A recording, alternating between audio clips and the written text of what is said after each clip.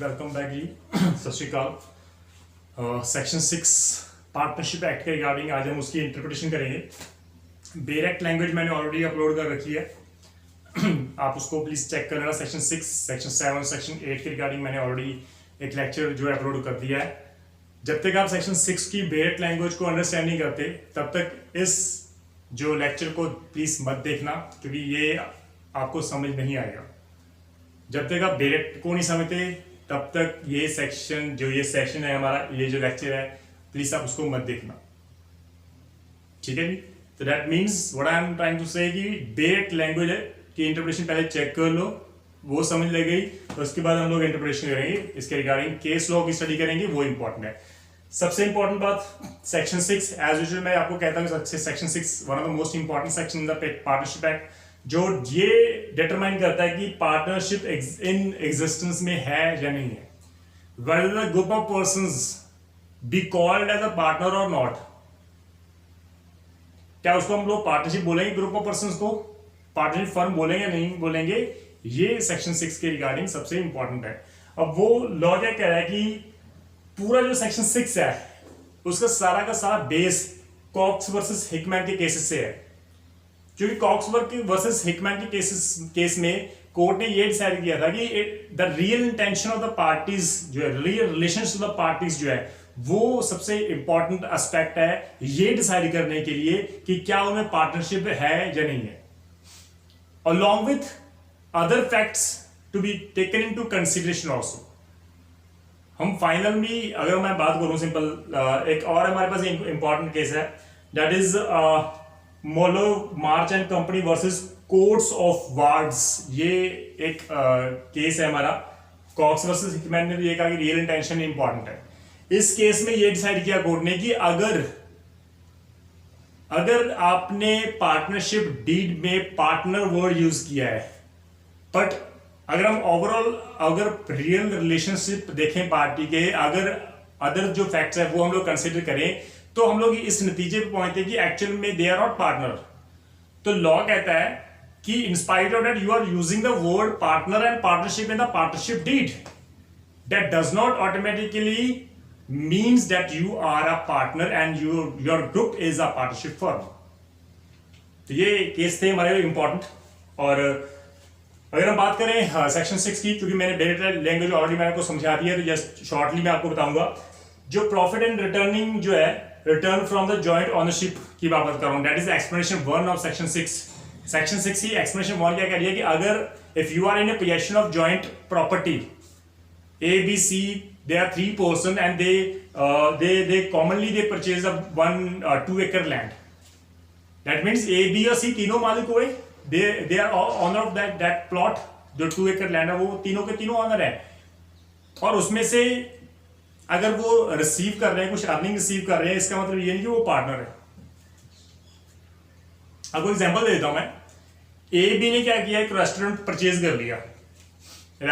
कर लिया, सस्ता मिल गया उनको, and what happened, they spend 2 lakh rupees, उसको काफी नॉरिशमेंट कर दिया, अच्छा सा बना के उसको रेंट पे दे दिया, 10,000 पर मंथ रेंट पे दे दिया किसी को, एंड वो जो रेंट था वो दोनों शेयर कर लेते थे 5,000। लॉ कहता है कि यहां पर बेसिकली रियल रिलेशन देखें पार्टनर्स के, तो वो पार्टनर है ही नहीं ए और B, they are just receiving the rent, that's it। they don't have an intention to carry on any business, although they jointly having a possession of that restaurant, they are the owner of that particular restaurant, but they are not a partnership firm। there is no partnership firm between A and B, and they are not partner to each other। this is an important example, ठीक है जी। अब इसकी बात कर रहा हूं मैं profit और जो रिटर्न थे हमारे जॉइंट प्रॉपर्टी के रिगार्डिंग। सो सबसे इंपॉर्टेंट ये है कि अगर कोई 2 या 2 से ज्यादा पर्सन अगर किसी प्रॉपर्टी को होल्ड करके बैठा है तो वो ऑटोमेटिकली पार्टनर नहीं बन जाता। दिस इज इंपॉर्टेंट थिंग, ठीक है, इसको प्लीज आप ध्यान रखना। Then we have another case जो एक्सप्लेनेशन 1 में है, that is Coope versus Eyre का केस है, EYRE अय्यर का केस है। Sorry, what happened in this case, court ने क्या ऑब्जर्व किया कि that if the parties be jointly concerned in the purchase, A and B ने परचेज किया, ठीक है, उसका कंसर्न था कि हम लोग परचेज करेंगे, they must also be jointly concerned in the future sale also। Law कहता है कि अगर हम उसको पार्टनरशिप बोलेंगे तो उनका ये भी इंटेंशन होगी हम मिलके इसको आगे सेल करेंगे और प्रॉफिट जो भी होगा उसको हम लोग शेयर करेंगे। लॉ कहता तभी वो पार्टनर रहे, अदरवाइज वो पार्टनर नहीं है। प्रॉपर्टी जो बेसिकली हमारे डीलर्स होते हैं, प्रॉपर्टी डीलर्स होते हैं, वो क्या करते हैं, 2 या 3% होते हैं डीलर्स, वो परचेज कर लेते हैं प्रॉपर्टी, सेल कर लेते हैं, प्रॉफिट अर्न कर लेते हैं, they are partner, they are partner. तो ये इस केस में हेल्ड किया था। ठीक है जी। फर्दर अगर जो हमारा नेक्स्ट पॉइंट है हमारा, वो है हमारा लैंडर ऑफ मनी। जो सेकंड एक्सप्लेनेशन है दैट इज प्रॉफिट शेयरिंग की बात कर रहा हूं। अगर लैंडर ऑफ मनी कोई प्रॉफिट रिसीव कर रहा है तो क्या होगा। Lander of money, partnership firm ने क्रेडिटर से पैसे लिए 10 लाख रुपया, दैट मीन्स लैंडर कौन हुआ, क्रेडिटर हुआ। अब वो पार्टनरशिप क्या करिए, लैंडर को, क्रेडिटर को क्या करिए, ठीक है जी आप ऐसे करो, हम आपको 10% प्रॉफिट देंगे अलॉन्ग विद द इंटरेस्ट। जो हमने 10 लाख लिया आपसे उसका इंटरेस्ट तो हम लोग सेपरेट देंगे, लेकिन क्योंकि आपने हमारी मदद की है इसलिए हम आपको 10% शेयर भी देंगे प्रॉफिट का। लॉ कहता है कि इसका मतलब ये है कि वो पार्टनर हो गया। Just because the lender has received the profit does not make him a partner, वो पार्टनर नहीं बन जाता। तो इस केस में जो हम इस लैंडर ऑफ मनी की बात कर रहा हूं, तो ये केस था हमारा Mollwo March and company versus court of wards का केस है हमारे लिए। इस केस में व्हाट हैपन, जो एक हिंदू राजा था काफी पैसे वाला था, ऑब्वियसली राजा मैंने बोल दिया काफी पैसे वाला हो गई, और एक ब्रिटिश फर्म थी।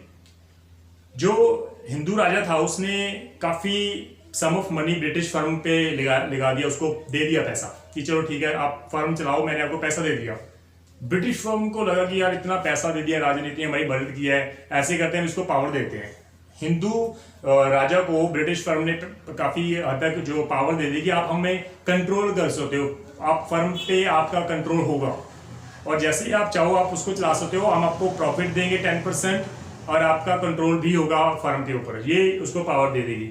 एंड व्हाट हैपन, जो राजा था वो काफी डिसेंट था, ना तो उसने कंट्रोल किया वो फर्म के ऊपर, ना ही वो उसमें इंटरफेयर करता था, किसी भी मैटर में वो इंटरफेयर करता ही नहीं था। एंड व्हाट हैपन, जो ब्रिटिश फर्म थी उसका एक कॉन्ट्रैक्ट हुआ मेलोए एंड मार्च कंपनी के साथ। जब कॉन्ट्रैक्ट हुआ तो वो कॉन्ट्रैक्ट को फुलफिल नहीं किया ब्रिटिश फर्म के कारण फर्म ने, एंड एट द एंड जो रिजल्ट क्या था, मेलोए मार्च एंड कंपनी ने सूट फाइल कर दिया किस पे, British firm plus Hindu raja के ऊपर, that they are partner. Court ने कहा कि जो हिंदू राजा और ब्रिटिश फर्म है इनके आपस का जो रिलेशन क्या है वो डेटर एंड क्रेडिटर का है। ऑल्दो ब्रिटिश फर्म ने इनवाइट किया था ब्रिटिश राजा हिंदू को कि आप हमें कंट्रोल कर सकते हो फर्म के ऊपर क्योंकि आपने पैसा दिया है, हम लोग आपको 10% शेयर देंगे प्रॉफिट का, लेकिन लॉ कहता है कि still they are debtor and creditor and you can not make him liable as a partner. Hindu राजा को आप पार्टनर नहीं बना सकते और ना ही उसको लायबिलिटी एज ए पार्टनर मानी जाएगी। तो ये इंपॉर्टेंट है। तो lander of money does not means वो ऑटोमेटिकली पार्टनर बन जाएगा क्योंकि वो प्रॉफिट रिसीव कर रहा है। तो this is important case further. Further we have another case in this heading lender of money के regarding, that is Pooley versus Driver का केस है हमारा, Pooley versus Driver. What happened in this case, जो firm थी हमारी A and B, दो partner थे। C जो था उसने 2500 पाउंड जो थे वो फर्म को दे दिए और इनमें एग्रीमेंट हो गया, ए बी पार्टनर और सी के बीच में एग्रीमेंट हो गया जिसमें सी को इंस्पेक्शन की पावर दी गई, वो पावर देगी कि आप किसी भी पार्टनरशिप जो बुक्स हैं उसको आप कॉपी कर सकते हो और आपको एनुअली प्रॉफिट हम देंगे, इतना प्रॉफिट देंगे, ठीक है, पूरी फुल पावर दे दी। और ये भी कहा कि एट द एंड जब फर्म डिसॉल्व होगी तो हम आपका शेयर भी दे देंगे।